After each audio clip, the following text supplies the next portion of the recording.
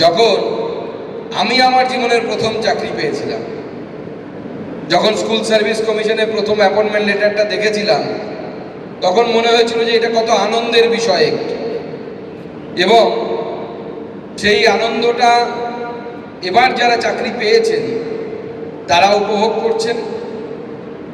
এবং তারপরে আমার মনে হয় যারা এখন স্বপ্ন দেখছেন যে আগামী দিনে আমরা চাকরি পেতে চাই, তাদেরকে আমি বলবো, দেখুন, স্বপ্ন দেখুন এবং সেইভাবে দেখুন যেন সেই স্বপ্নকে পূরণ করার জন্য যা যা করা দরকার তার জন্য সমস্ত রকম পরিশ্রম, সেই পরিশ্রম যেন আমাদেরকে করতে হবে যাতে সেই স্বপ্ন সফল হয়।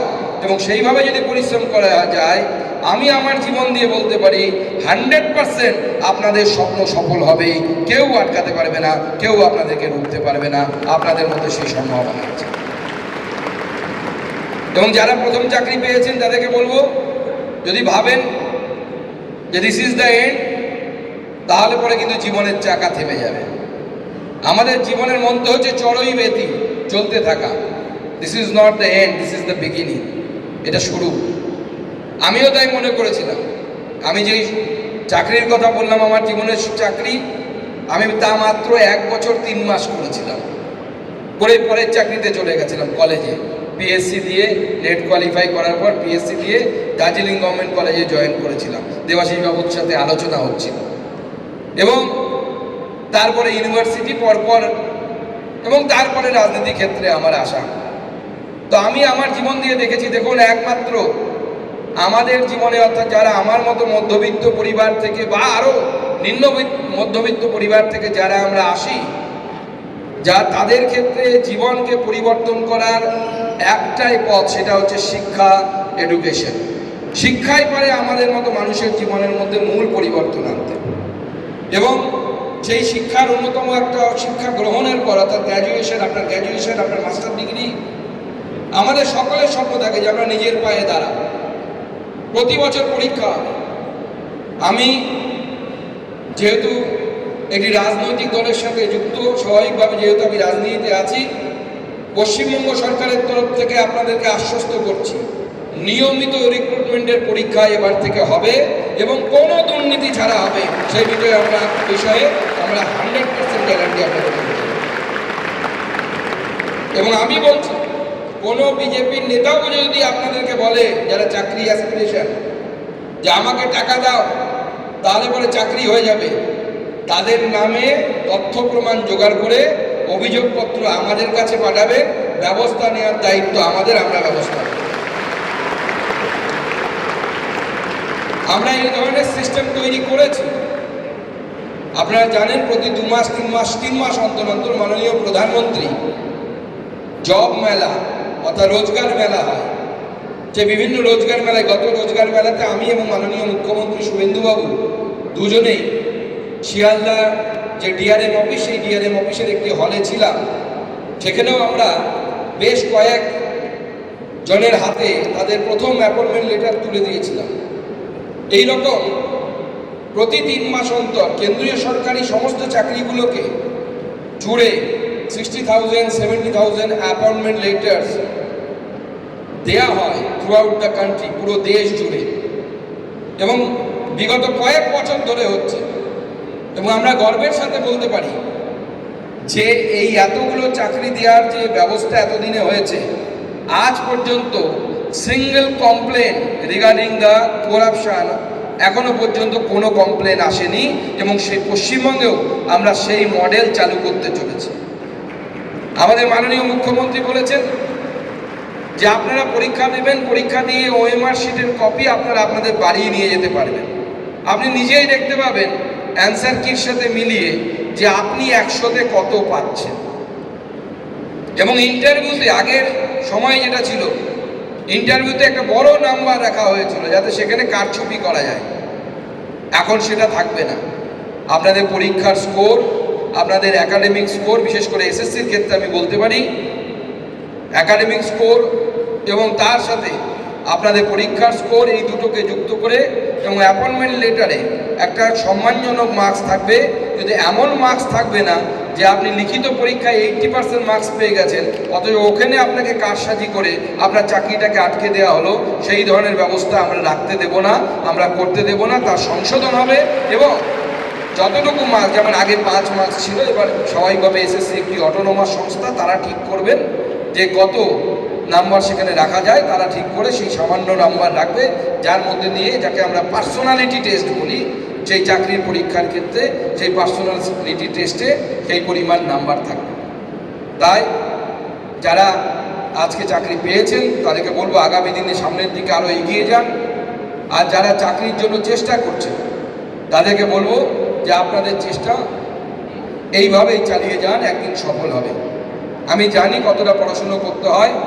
যখন বেকার সময়টা আমারও কেটেছে, মাস্টার ডিগ্রি করার পর বিএড করতে করতে যখন আমরা এসএসসি প্রিপারেশন নিতাম, তখন আমাদেরকে অনেক সময় সমিতবাবু যে কথাটা বলছিলেন, পাড়ার লোক জিজ্ঞেস করত যে ছেলেটা কি করছে, কোথায় চাকরি পেয়েছে, চাকরি পেলো কি না, এই নানা রকম আনইজি ফিল করায়।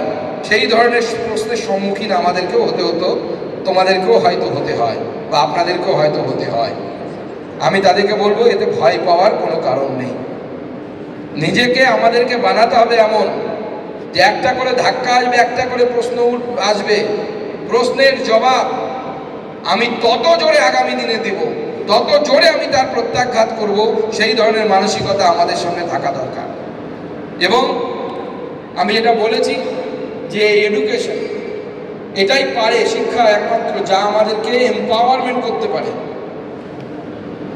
এখানে সমিতবাবু বলছিলেন যে উত্তরবঙ্গের প্রান্তিক জেলাগুলো থেকেও নাকি এখানে ছেলেমেয়েরা এসেছে।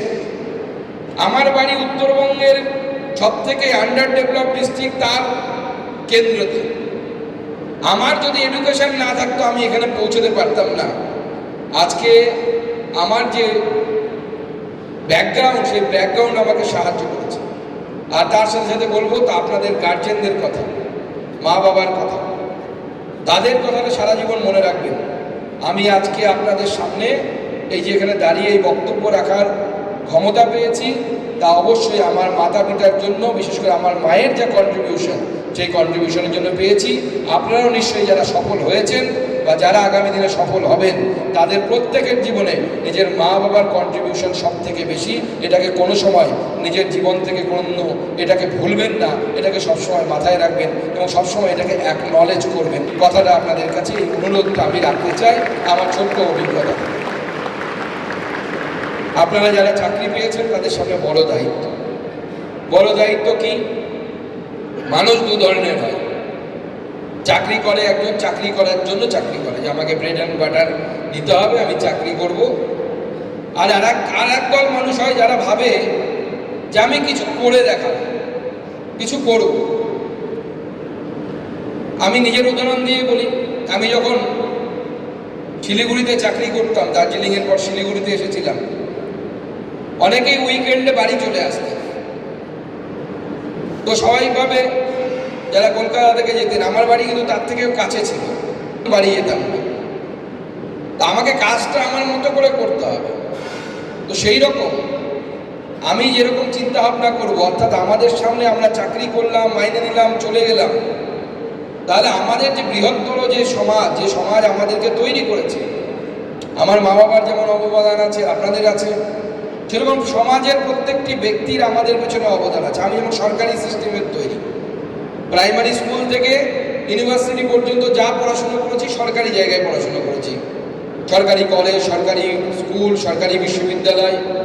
তো স্বাভাবিকভাবে আপনারাও যা হয়তো অনেকে আছেন যারা সরকারি স্কুলে পড়েছেন, না হয় সরকারি কলেজে পড়েছেন, প্রাইভেট স্কুলে পড়তে পারেন, তবে সরকারি কলেজে পড়েছেন বা অন্যান্য জায়গায় পড়েছেন, বা যারা বেসরকারিতে পড়েছেন, ধরুন রাইস গ্রুপে অ্যাডামাস ইউনিভার্সিটিতে কেউ পড়ছে। আজকে এই সমিতবাবু বলছিলেন ওনারা 5 কোটি টাকা পেয়েছেন গভর্নমেন্ট অফ ইন্ডিয়া থেকে অটল ইনোভেশনের জন্য। এই টাকাটা কোথা থেকে আসে? বা আমি যে সরকারি স্কুলে পড়েছি বা সরকারি কলেজে পড়েছি, আমি তো মাইনে নিতাম 200 টাকা বা 300 টাকা। এই টাকাটা কোথা থেকে আসে? এই টাকাটা আসে আমার দেশের সাধারণ জনগণের ট্যাক্স থেকে। অর্থাৎ যে রিক্সাওয়ালাটা, বা এখন তো রিক্সা উঠে গেছে, ই রিক্সা যারা চালায়, যে রাস্তায় দাঁড়িয়ে যখন কোনো একটা জিনিস কিনছে, ধরে নি বিড়ির প্যাকেটই কিনছে একটা, সেও ট্যাক্স পে করছে for our education. So we have the responsibility for our society. আমরা সামাজিক জীব, আমরা আমাদের সমাজের প্রতি এই দায়িত্বকে ভুলতে পারি না।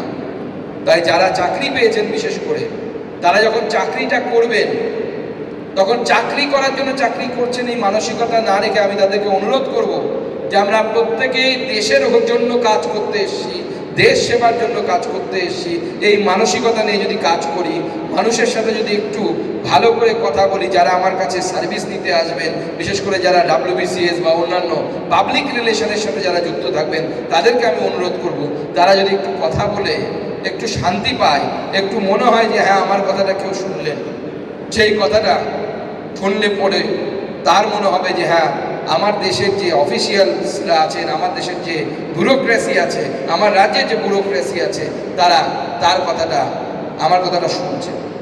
আমি গতকালই দিল্লি ছিলাম, আমি সেখানে আমাদের হায়ার এডুকেশনের স্কুল এডুকেশন সেক্রেটারি তার ফেয়ারওয়েলে ছিলাম।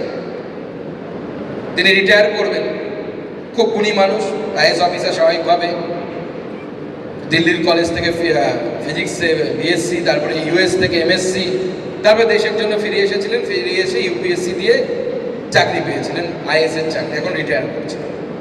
তো উনি তার অভিজ্ঞতার কথা বলছিলেন। উনি যখন প্রথম IAS অফিসার হওয়ার পর BDO হয়ে বিহারের একটি ব্লকে যান কাজ করতে, তো তিনি তার অভিজ্ঞতার কথা বলছিলেন, যেহেতু বিহারে কাস্টিজমের সমস্যা ছিল সেই সময়, যে একজন ব্যক্তিকে তিনি একটা জমি দিয়েছিলেন, তার জমি, সেই জমিটা অন্য কেউ দখল করে রেখেছিল, সরকারি যেভাবে পাট্টা দেওয়া হয়, প্রজাসত্ব যাকে বলা হয়। তো পরবর্তী সময়ে ওই ব্যক্তি যাকে তিনি গরিব মানুষ, দরিদ্র মানুষ, তাকে জমি দিয়েছিলেন, সেই জমি অন্যরা দখল করে নেয়। তিনি চেষ্টা করেও সেই দখল মুক্ত করতে পারেননি।